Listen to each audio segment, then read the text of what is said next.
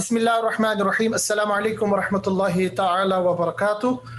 In the beginning, this is really an honor for me to be in the galaxy of great resource personalities of Fame and Maxwell, who are actually very much concerned about the higher education and career upliftment of the, we can say, minorities back home, particularly Muslims. I must thank Dr. Muhammad Javed. He is not only my colleague but also a family member for invitation and to give some ideas about foreign applications and how we will get the scholarships. I'll not go much details about the background of it because we know that we have some people who are already in a very good position and some who are the prospects, and I have only 15 minutes to complete my talk. So let us directly start my talk, how to apply for foreign scholarships, because most of the times our youth, they get their education and particularly they want to go outside India. And normally they are not knowing that most of the countries that they are providing the fellowships to complete their master's, PhD, postdoctorate, and some other diploma courses. Now, first of all, this is the first slide. I want to share it. Particularly for those who are now coming to the higher education career. Usually we think that the measurement of success is the job title and our salary. But to our age, Dr. Javed and other senior colleagues, they might be knowing this thing that the better measurement of success in this world is not only the job title and the salary we are getting. Rather, after the job, you should have the free time for your family.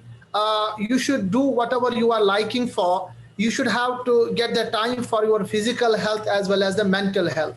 And I think the welcome step by the Fame and the group, which now I am also the part of, they are not only thinking about the job and the salary, but also telling the students as well as the youth of particularly the Muslim youth as well as the minorities back home, that you need to choose the job which not only give you the salary but also the free time you like to do it, you get the physical health time for as well as the mental health. Now the world is changing.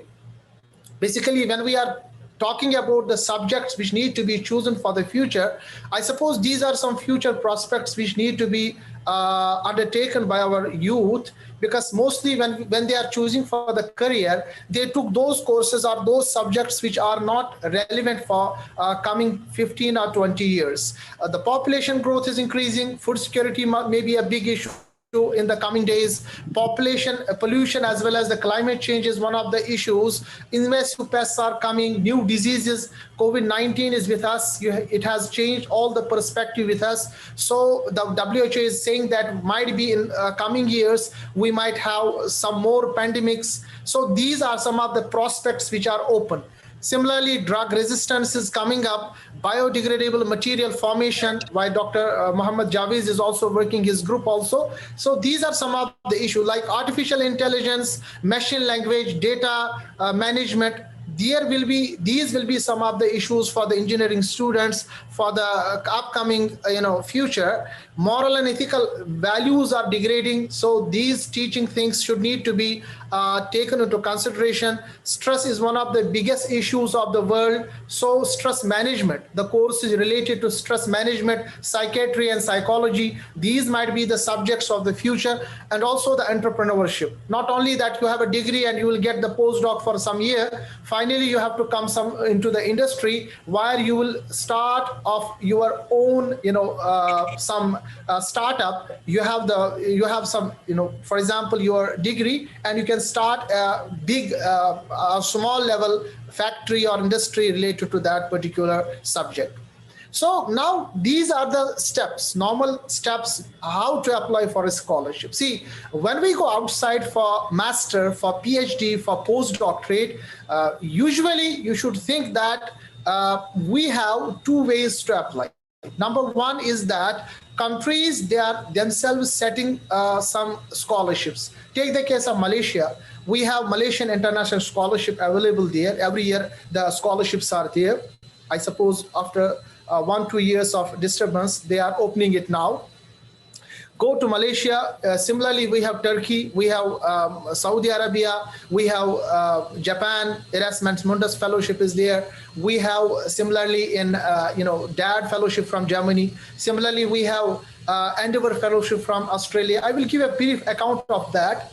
For every fellowship to apply, for all these countries, this is one way. Second way is that you directly speak to the professor back the countries where you want to go. Might be the professor has their own grants so that they can provide you the fellowship. So I will discuss briefly, but how to apply, this is a simplistic chart for all those who want to go outside with the fellowship. Number one, you have to do the research. You see, nowadays internet is full of all the websites which we will provide the research options with the fellowships. China, Malaysia, all the Western countries, the Middle East, we are providing, and the countries are providing lots and lots of fellowship. So if you do a little bit research, some countries, for example, take the case of Saudi Arabia, we have fellowship-based education at master's and PhD level twice a year. So you need to do a research. Naturally, there are hundreds and thousands of jobs available.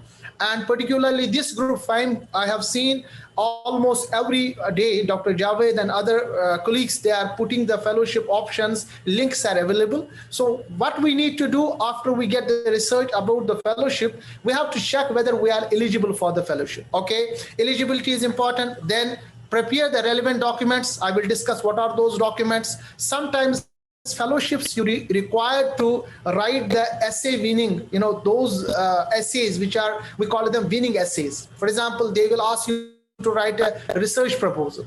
They will ask to write a motivation letters. So also important thing for going the higher education is that you need to get the referees as well as recommendations. That's one of the most important thing. And here comes the job of a FAME, I suppose. We need to help our own students, our younger colleagues and younger fellows to help them in getting this recommendation. And finally, most of the fellowships, they are starting with an interview.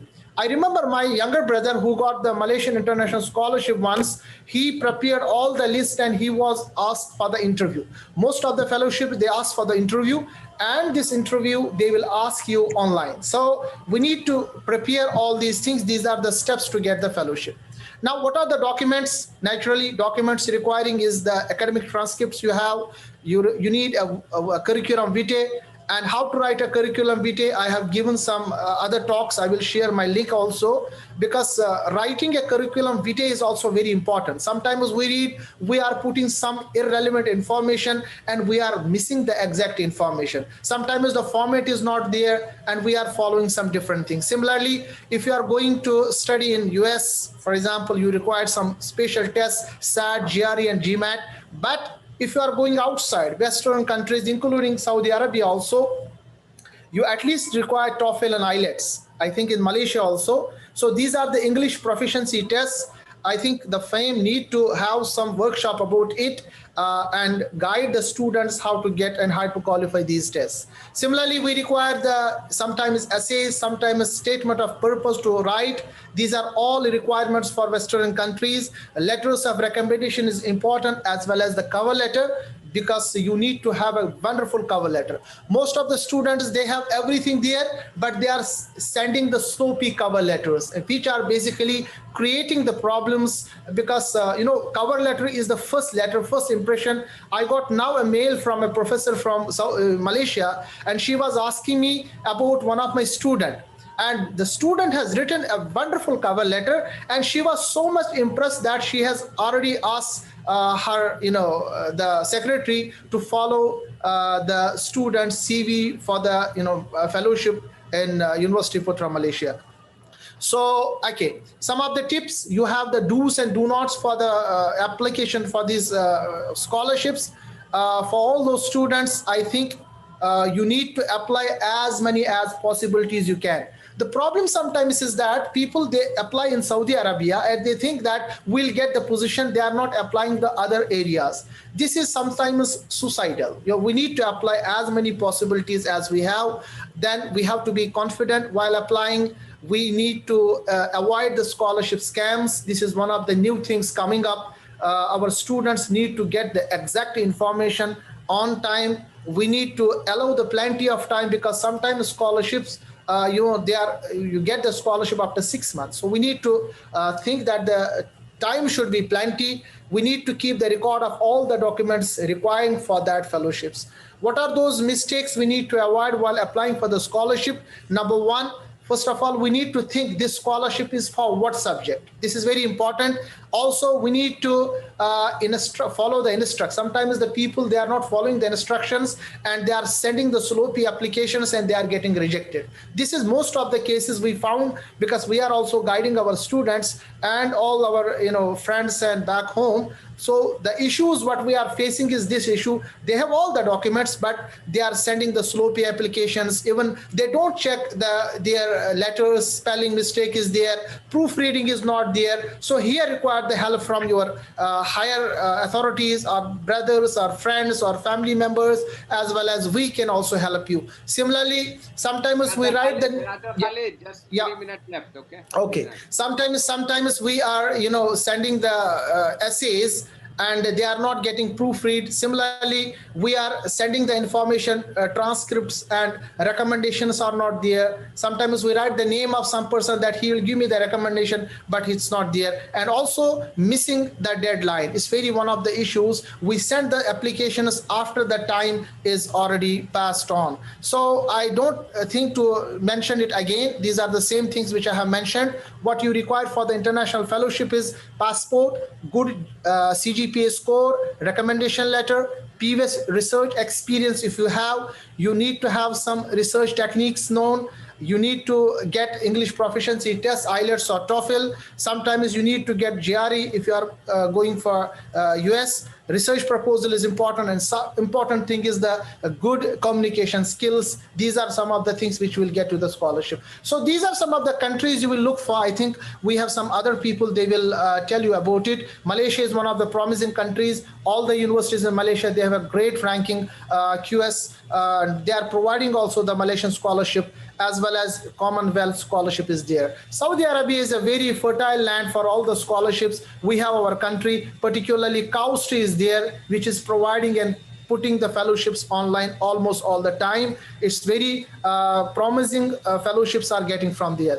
Turkish Bursary is providing the fellowship from 10+2 until the postgraduate. So why not to explore Turkey? I was also in Turkey with this fellowship. It's a for postdoc students, they can apply for it. China is providing fellowships. 271 Chinese universities are providing fellowship. USA is there. We have Fulbright fellowship from US. Similarly, Canada, Singapore, Korea, particularly for those who are in the what I can say, the technical courses, because most of the big countries are there. Most of our colleagues are in Korea because winning the fellowship from Korea is easier. Similarly, Germany, DAD fellowship is there. France are providing the fellowship. Netherlands, England is also there, having a Commonwealth fellowship plan. I know I have lesser time, but I will provide this presentation to Dr. Javed and he'll supply to all. Japan is one of the countries which is a very wonderful fellowship program. JSPS fellowship is there. Erasmus Mundus fellowship for all the these European countries. Almost 76 of Europe's top 100 universities are covering under this Erasmus Mundus. Australia, and our fellowship for all postdoctorate fellows for 6 to 8 months are there. So these are some of the requirements which already I have mentioned. Just 1 minute I will take about the plan B. For example, if you are not getting the fellowship which are notified from the countries, you need to have the plan B. For plan B, there are 5 steps. Number 1, search a relevant professor or the university. Number 2, prepare well your documentation, particularly CV, SOP, cover letter and research proposal. Then consult the experts for recommendation letter. And also, most important thing, make a LinkedIn account. It's one of the wonderful social media platforms where you will interact with the persons of your concern. Finally, be prepared for the interview and start circulating your documents, your messages to all these countries.